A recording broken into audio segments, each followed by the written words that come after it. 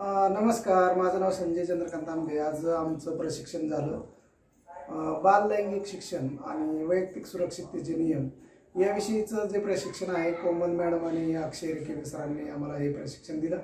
याच्यामध्ये जे खाजगी अवयव आहेत त्या खाजगी अवयवामध्ये जे आपण आतल्या कपड्यांमध्ये जे अवयव झाकतो त्याला खाजगी अवयव म्हणतात। ते पुरुष आणि स्त्रियांसाठी असतात। त्याच्यामध्ये आपल्याला बाल लैंगिक अत्याचारापासून सुरक्षित राहण्याचे 4 नियम आपल्याला या ठिकाणी त्यांनी आम्हाला सांगितलेले आहेत आणि ते आपण लहान मुलांना शिकवायचे आहेत। आपल्या खाजगी अवयवांना त्याची स्वच्छता करण्याव्यतिरिक्त त्याला जर कोणी स्पर्श करत असेल त्याविषयी जर बोलत असेल तर आपल्याला असुरक्षित वाटू शकते। अशा वेळेस आपण दुसरा नियम जो पाळायचा आहे ते त्या ठिकाणी नाही म्हणायचं आणि त्या ठिकाणाहून आपण निघून जायचं आहे। आणि तिसरा नियम जर पाहायचं म्हटलं तर त्याच्या ठिकाणी आपण त्या ठिकाणी प्रौढांची मदत आपण मागायची आहे।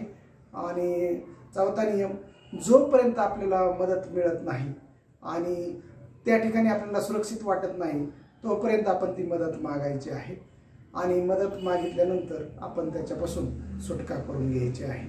अशा प्रकारचं जे प्रशिक्षण आहे ते प्रशिक्षण आम्हाला या ठिकाणी दिलेलं आहे। हे आपण शाळेवर घेणार आहोत। तत्पूर्वी त्याच्यासाठी आपल्याला ते पालकांचं प्रशिक्षण घेणं गरजेचं आहे। त्यानंतर वयोगटानुरूप आपल्याला त्या मुलांचा वयोगट लक्षात घेऊन त्याच्यामध्ये आपल्याला हे प्रशिक्षण मुलांचं घ्यायचं आहे।